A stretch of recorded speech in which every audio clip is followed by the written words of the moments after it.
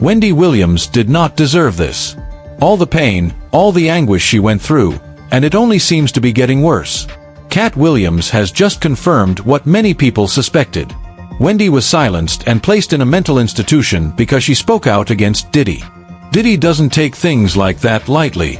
He doesn't forget, even if you spoke out. Back to your lifestyle. Yes. Because I don't, you live a really hectic lifestyle. And I don't understand all the running around. And who are these people that you surround yourself with? And who are these people? Do they violate you? Do you get robbed? What happened? Against him years ago.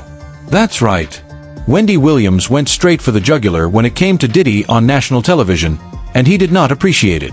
According to Katt Williams, Diddy made sure Wendy would not be able to get away with something. He liked p***s so much, they sent him to the place with the most p***s. Right now, he is happily paying for his crime.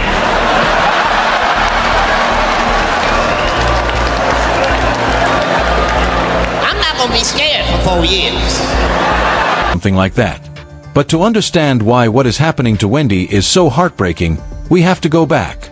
Many believe Wendy's outspoken personality may have made her powerful enemies. For years, she built her career by talking about celebrities and sharing stories that many other people were afraid to mention. Back in the 1990s, Wendy was one of the first media personalities to publicly discuss rumors involving Diddy. Those comments reportedly created major... We were in Cancun, and we were on our way to the island of women. You understand? And this is all it was, bruh. For whatever reason, dude was playing with Puff. He went behind him and grabbed his trunks and pulled them down. When he grabbed his trunk to pull them down, some girls was taking pictures. They took that picture and emailed it back to Wendy Williams. Wendy Williams said she had him in a compromising position and like it was gay porn or something like that. And she was gonna put it out. So they stopped her from putting it out. And they got her fired from High 97 because of that. Well, I think that we were in California at the time, and Puff was shooting a layout for either Rolling Stones or what's the other magazine? Rolling Stones. It begins with a B. Billboard. Right. Thank you. He was shooting a layout for either Rolling Stone or Billboard when he had the white suit on. I was the one who put him in the damn pool.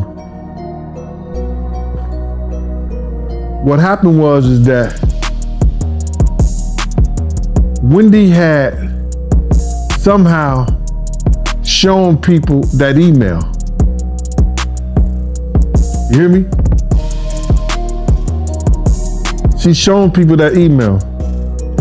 Puff told Hot 97 if they didn't get rid of her, you understand, before he got back in New York, that they was not going to get any music from any of his friends, any of the record labels executives that was cool with him. Tension between them. These aren't just weak allegations, folks.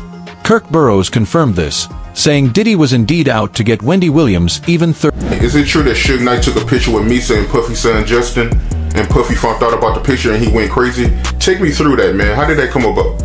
One of those trips, she may have been hired by someone relatable to Death Row, or maybe by Death Row Exec, I don't know.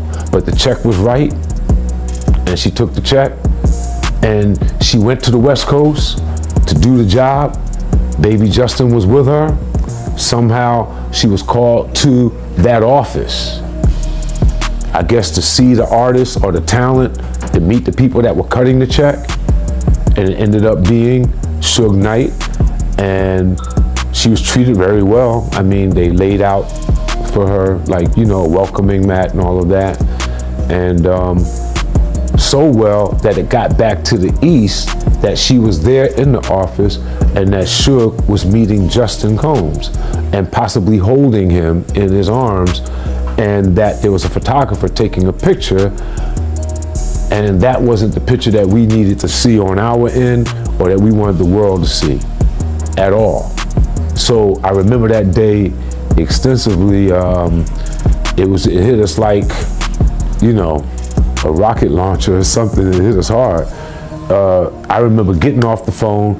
It was almost damn near half a day, maybe 2, 3 o'clock, and maybe in the afternoon, Wendy Day was promoing, announcing something big was going to happen. Not Wendy Day, Wendy Williams, pardon me everyone. Wendy Williams, radio personality, TV personality, Wendy Williams, was announcing in her super highly rated afternoon show that might have been even syndicated then, that she had big news coming that involved Justin Dior Combs.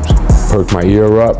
I said, yo, what's going on? We started calling everybody. He was calling me. He got a heads up. He started calling the bosses at Hot 97. The street team was listening. They heard, the executives heard. We instantly all left the office, 19th Street, some in cabs, some in cars, some running all the way down to Hudson Street where Hot 97 was, to get down there just to handle the situation and make sure that that picture was not exposed to the masses. 30 years ago. Throughout her career, Wendy never limited herself to talking about musicians. She also made bold comments about actors, politicians, and other famous public figures. Her willingness to speak her mind became one of the biggest reasons people watched her show. It also made her one of the most controversial voices in entertainment. Because of that history, some people now wonder if Wendy was punished for knowing too much or saying too much. Others have pointed to comments from Katt Williams, who has often suggested that powerful groups in Hollywood protect their own and silence. I'm trying to have a conversation that's not being had. And I'm really sorry that these conversations are being had by a comedian. I wish too that it was a religious leader of some kind having this conversation, or somebody's politician talking about this stuff. This is how quarterbacking go. So the question is, hey, your quarterback just got sacked. Did we know we was fin to sack your quarterback? We absolutely did. It was a play, buddy. We've been rehearsing it, working it out, making sure that at some point, when you get to this level, we can make sure we knock you from a $20 million man to putting in the news that people won't hire you no more and your career is done. Yeah. So you said it was a setup. You can do all of that. You saying it was? I'm saying that everything that happens in a business that's based off of pretend that seems like a setup is. Who has often suggested that powerful groups in Hollywood protect their own and silence people who challenge them. The public's concern grew even stronger after Lifetime aired the documentary Where is Wendy Williams? Just days after the documentary premiered a couple of years ago, Wendy's representatives announced that she had been diagnosed with aphasia and frontotemporal dementia. Even so, many fans remain suspicious because the dementia announcement came after Wells Fargo had already declared that Wendy was an incapacitated person and frozen her assets. The legal battle actually began in January 2022, shortly after the Wendy Williams show ended. Wells Fargo froze Wendy's bank accounts and blocked her access to her financial records. The bank then filed a petition in the New York Supreme Court, arguing that Wendy needed a financial guardian because she was allegedly unable to manage her own affairs. According to court filings, Wells Fargo asked the court to appoint a temporary guardian or evaluator to review Wendy's situation and make sure her finances were being handled properly. My thing is that I've been asking questions about my money. And when I began asking questions about my money, suddenly Laurie Schiller has got no response regarding my money. I want my money. This is not fair. And Wells Fargo has no questions and answers with regarding my money. This is not fair. And Laurie Schiller and Wells Fargo have this guardianship petition about keeping me away from my money. This is not right. And you know this is not fair. And this guy named Bernie Young, I know for a fact that Bernie Young used my American Express card to hire an attorney to file a petition against me. That was done with my American Express card. Bernie Young, you're no good. And this is not fair at all, you know? And then there's this person, a former doctor, okay, had medical information about me that I never even got. It was sent over to Lori Schiller. So I haven't gotten the stuff. I've